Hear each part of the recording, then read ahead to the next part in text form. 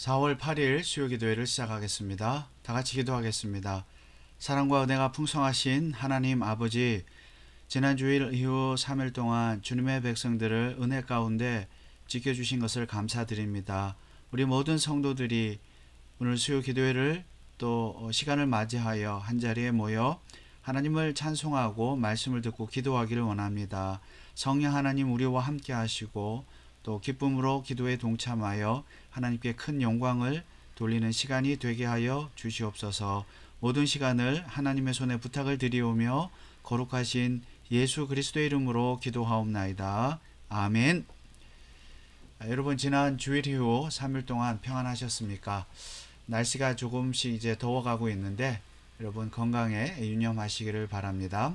자, 오늘은 하이델베르크 요리문답 35에서 36문 제 14주일이 되겠습니다. 자, 제 35문은 질문이 이렇습니다. 14주일 35문. 그분은 성령으로 잉태되사 동정녀 마리아에게 나셨으며 라는 말로 당신은 무엇을 고백합니까? 자, 우리는 하이델베르크 요리문답 중에서 사도신경 부분을 공부하고 있는데, 사도신경에서 성부 하나님에 대한 고백 이후에 우리가 또 이렇게 고백을 하죠. 여기 제일 아랫부분에 보면 그 외아들 우리 주 예수 그리스도를 믿사오니, 그런 부분이 있지 않습니까? 그 외아들 우리 주 예수 그리스도를 믿사오니. 그래서 우리 예수님에 대한 이 부분, 성자 예수님에 대한 이 부분을 우리가 고백을 하는데, 11주일에서는 예수라는 이름과 구주라는 의미, 예수님이 왜 우리의 구주시냐 라는 점을 공부했고, 12주일에는 그리스도, 즉 기름 부음 받은 자에 대해서 우리가 공부했습니다. 그리고 지난 13주일에는 그 외아들, 하나님의 독생자 외아들에 대해서 우리가 공부를 했죠. 그리고 오늘 14주일은 자, 그 사도신경에 보면 그 외아들 우리 주 예수 그리스도를 믿사오니, 그 다음에 어떻게 되죠? 이는 성령으로 잉태하사 동정녀 마리아에게 나시고. 그래서 14주일은 성령으로의 잉태, 그리고 동정녀 마리아의 잉태에 대해서 공부를 하게 되는 것입니다. 이것이 35문 그리고 36문의 내용입니다. 그래서 이 하이델베르크 요리문답 순서대로 11, 12, 13, 14주일이 예수 그리스도가 누구신가, 우리가 고백하는 예수님은 어떤 분이신가를 그 사도신경을 통해서 공부를 하고 있죠. 자, 사실은 사도신경을 통해서라기보다도 사도신경은 성경의 내용을 요약한 것이기 때문에 성경대로 우리가 예수님을 고백하는 것이 바로 사도신경이고, 그래서 우리가 사도신경을 공부하는 것입니다. 달리 말하면 곧 우리는 성경을 공부하는 것이죠. 성경을 통해서 예수님이 누구신가 우리가 분명히 알아야 되겠습니다. 자, 오늘 35문은 그 중에서 성령으로 잉태되사 동정녀 마리아에게 나셨으며 라는 말로 당신은 무엇을 고백합니까? 자, 대답은 이렇습니다. 하나님의 영원한 아드님은 참되고 영원한 하나님이시며 여전히 참되고 영원한 하나님으로서 성령의 사역으로 동정녀 마리아의 살과 피로부터 참된 인성을 취하셨습니다. 그리하여 또한 다윗의 참된 자손이 되고 모든 일에서 그의 형제들과 같이 되셨으나 죄는 없으십니다. 우리가 이 내용을 사실 모르는 부분은 없습니다. 많이 들어서 아는 내용이죠. 그러나 그 내용의 의미를 정확하게 이해하면 좋겠습니다. 여기서 우리가 동정녀 탄생과 또 성령으로 잉태하심, 이것을 고백하는 이유는 사실은 예수님의 인성과 그리고 신성에 대한 부분을 고백하는 것입니다. 예수님은 하나님이시죠. 성부 하나님, 성자 예수님, 성령 하나님, 삼위일체 가운데 2위의 위격을 가지신 성자 예수님이십니다. 하나님이십니다. 성자 하나님. 그 하나님이 인간이 되셨죠. 인간이 되셔서 인성을 입으셨는데, 그 하나님이, 신성을 가지신 하나님이 인성을 가지시게 되는 과정을 지금 말씀하고 있습니다. 그 과정이 무엇이냐? 바로 성령으로 잉태하는 것이고 동정녀 마리아에게서 태어나시는 것입니다. 성령의 사역으로, 성령으로 잉태됐다는 것은 성령의 사역으로죠. 성령의 사역으로 동정녀 마리아에게 나셨다. 자, 성령의 사역으로 동정녀 마리아의 살과 피로부터 참된 인성을 취하셨다는 것이 이제 이 고백의 내용입니다. 자, 우리가 쉽게 뭐 하나님의 성육신, 예수님의 성육신, 예수님이 인간이 되셨다, 우리가 잘 믿고 고백하는 내용입니다. 그런데 왜 하나님이 인간이 되셔야 하느냐? 우리가 제 5주일 15문에서 이미 공부를 했습니다. 그렇다면 우리는 어떠한 중보자와 구원자를 찾아야 합니까? 참 인간이고 의로운 분이시나 동시에 참 하나님이고 모든 피조물보다 능력이 뛰어나신 분입니다. 자, 왜 이런 방식이어야 합니까? 왜 참 인간이고 참 하나님이어야 합니까? 하나님의 공의를 이루어야 하기 때문이죠. 하나님은 반드시 죄값을 인간에게 요구하십니다. 에덴 동산에서 선악과를 따먹은 그 인간의 죄값을 요구하시는데, 죄값은 죽음이죠. 그런데 죄값을 누가 치러야 합니까? 이번에 내가 죄값을, 혹은 남이, 다른 피조물이 절대 그럴 수 없습니다. 왜냐하면 특별히 인간은 누구나 다 죄 가운데 죽어야 될 존재이기 때문에 다른 사람의 죄값을 치를 만한 자격이 없습니다. 인간 중에는 없어요. 그리고 반드시 또 인간이 치러야만 되는 것이고요. 다른 피조물이나 인간이나 그 인간의 죄값을 대신할 수 없죠. 예를 들면 짐승이, 강아지나 개가, 호랑이가 우리의 죄값을, 인간의 죄값을 치를 수 없는 것과 마찬가지입니다. 그래서 인간이 죄값을 치러야 되는데 인간 중에는 그럴 만한 능력이 있는 자가 없다.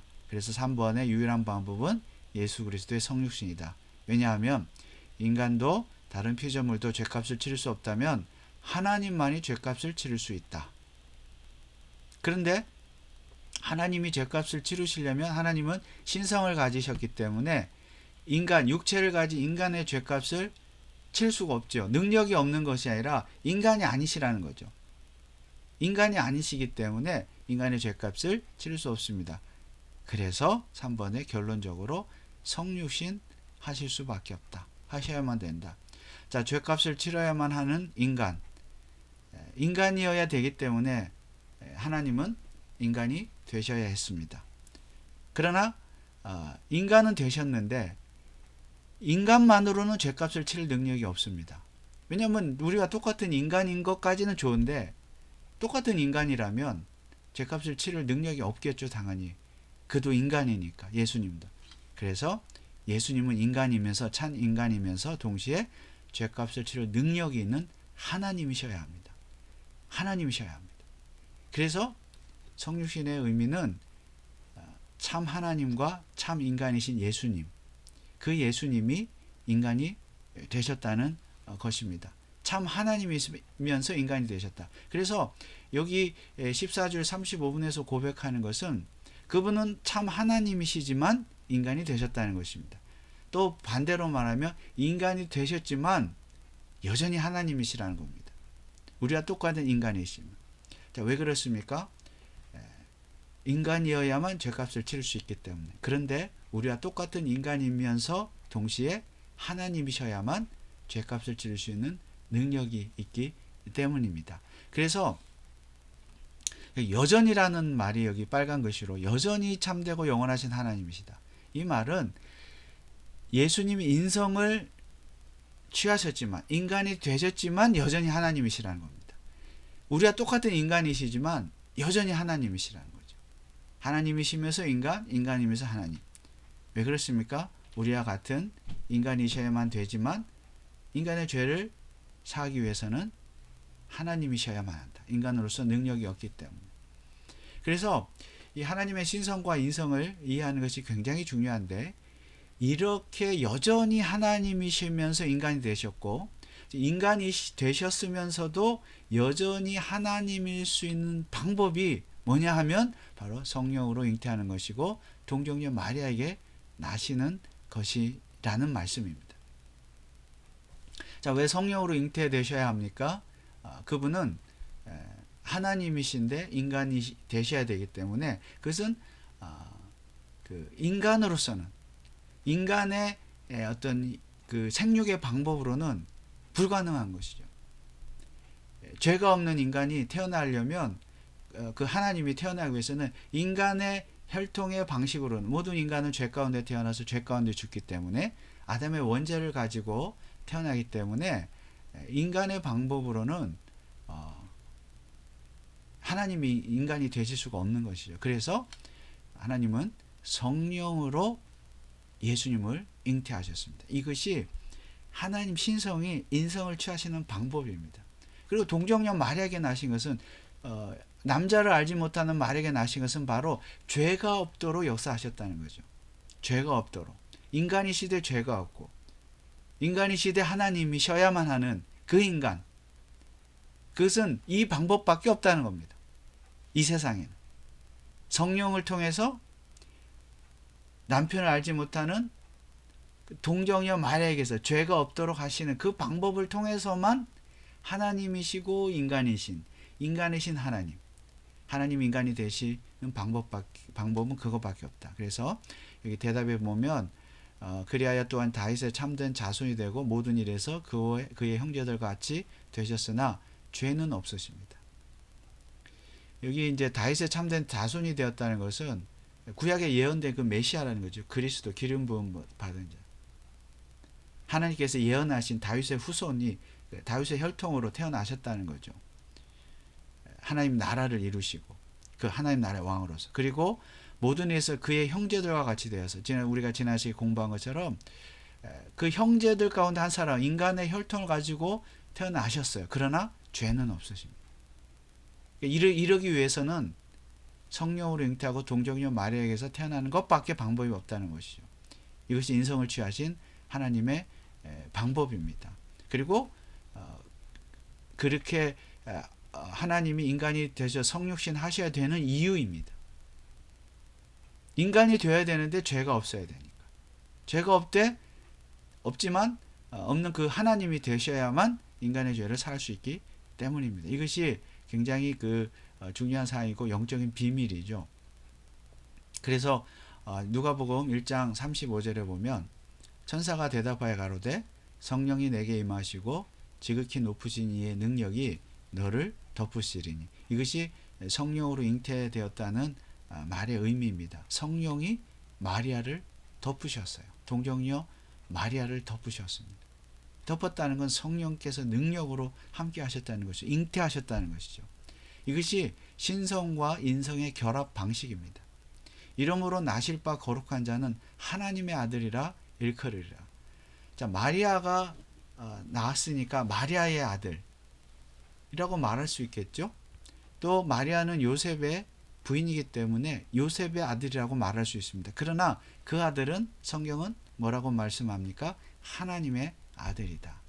하나님이시라는 거죠. 인간인데 하나님이시다. 여전히 하나님이시다. 왜요? 성령께서 마리아를 덮으셨기 때문에. 성령께서 마리아를 역사하셔서 마리아 속에 예수님을 잉태하셨기 때문에. 신비로운 방법이죠. 죄가 없는 인간으로 태어나야 하기 때문에 남자를 알지 못하는 마리아의 몸에 성령께서 예수님을 잉태하셨습니다. 그러므로 마리아의 아들이 아니고 요셉의 아들이 아니고 하나님의 아들입니다. 이것이 신성과 인성이 결합하는 방식입니다. 그런데 여기 중요한 것은 중간에 신성이 주도권을 쥐고 인성을 취한 것입니다. 하나님의 신성이 주도권을 쥐고 인성을 취하신 것이에요. 예수님의 신성이. 그러니까 예수님은 100% 인간이시고 100% 하나님이시고 100% 인간과 100% 하나님이신 건 맞지만은 그 주도권은 신성이 쥐고 있는 것이죠. 성자 예수님이 인성을 취하셨습니다. 성령의 능력으로 또 하나님의 능력으로. 그러니까 신성이 인성을 취한 거죠. 인성이 신성을 취한 것 아닙니다. 이게 이제 순서가 헷갈리면 이제 그 이단이 되는 것이죠. 그래서 역사적으로 많은 이단들이 있었고요. 뭐 오늘날도 마찬가지고 어떤 사람들은 신성만을 강조해서 이단이 되고 어떤 사람은 인성만을 강조해서 이단이 되고 어떤 사람들은 신성과 인성을 믹스해가지고 섞어가지고 신도 아니고 인간도 아닌 이상한 존재로 만들어서 이단이 되었습니다. 역사상 그런 이단들이 많이 있고 오늘날에도 그런 이단들의 영향을 받은 이단들이 있습니다. 그렇지만 100% 신이시고 100% 하나님이시지만 주도권은 하나님께 있다. 하나님이 인성을 취하신 겁니다. 왜요?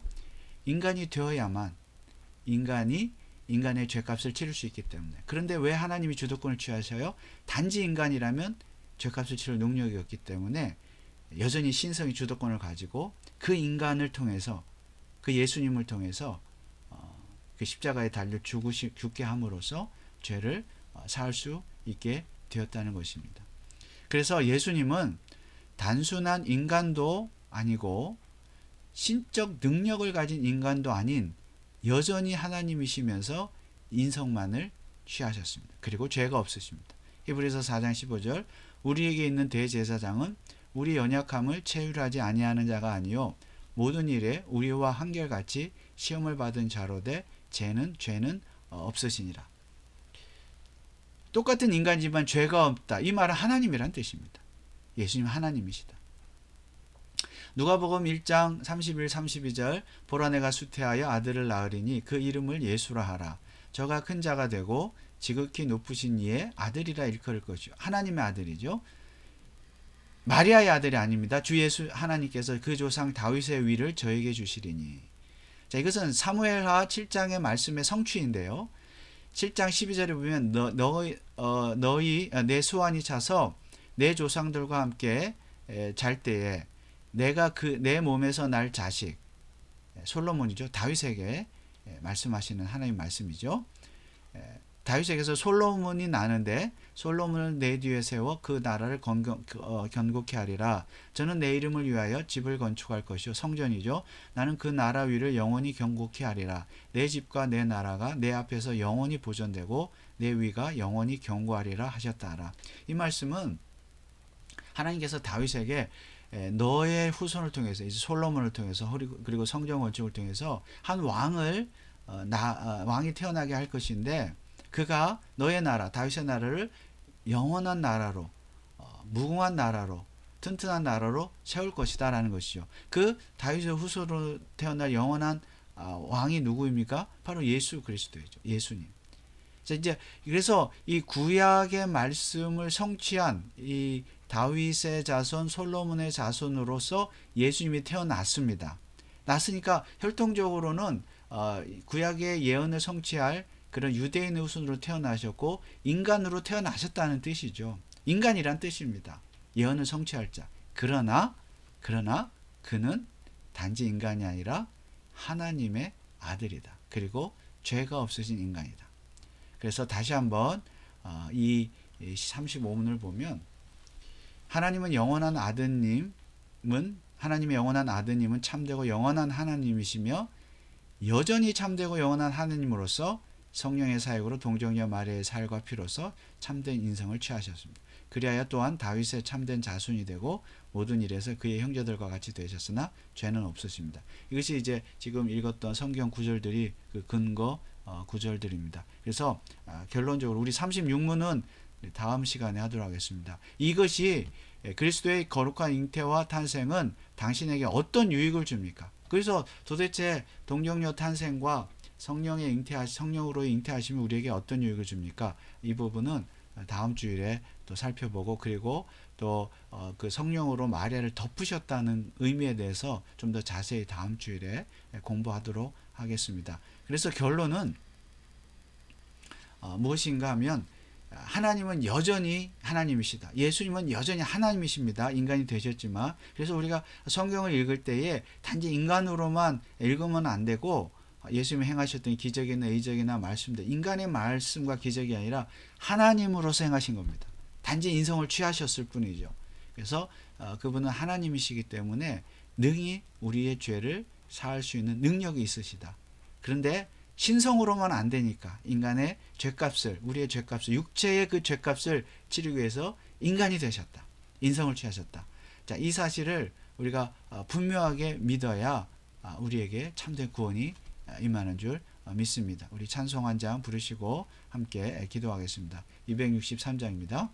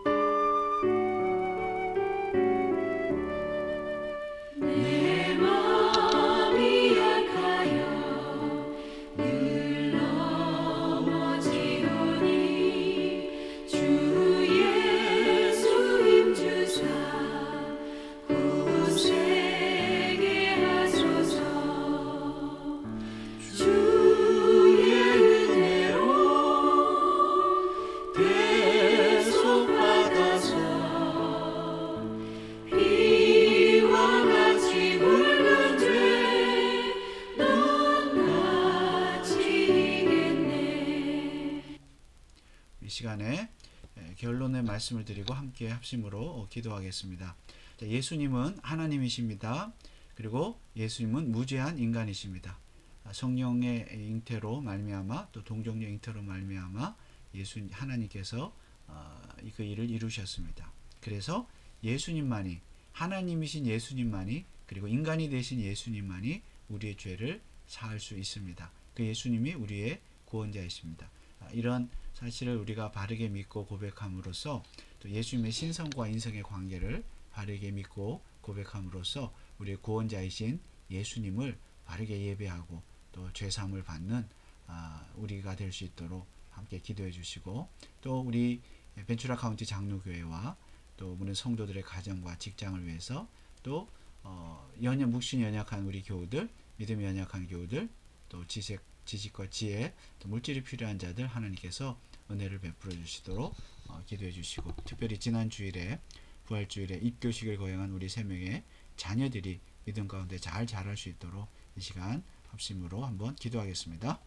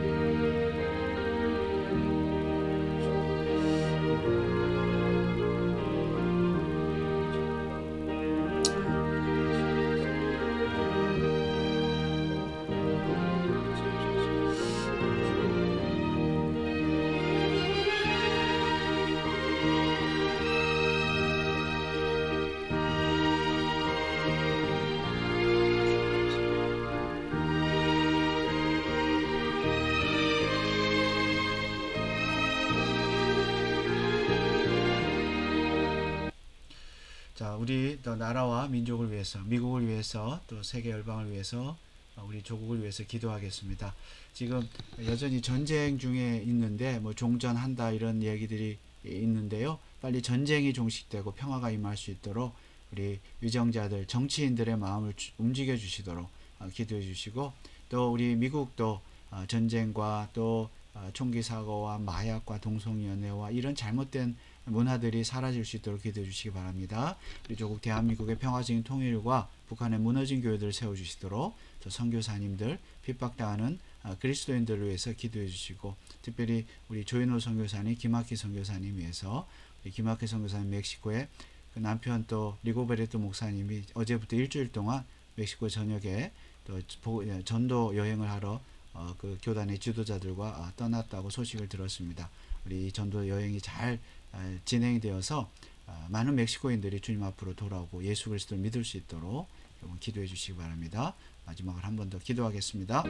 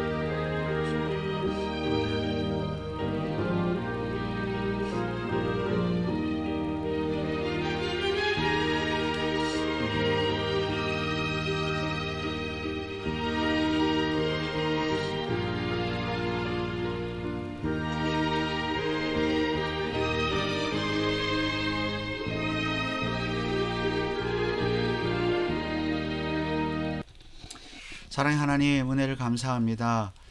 오늘도 예수님의 신성과 인성에 대해서 바르게 믿고 고백하게 하시니 감사를 드립니다. 인간이 되신 그 하나님이신 예수님의 우리가 믿음으로 죄사함 받고 구원받게 하심을 감사드립니다. 우리가 예수님을, 또 하나님을, 성령님을 바르게 믿고 고백하고 예배하는 교회가 되게 하여 주옵소서.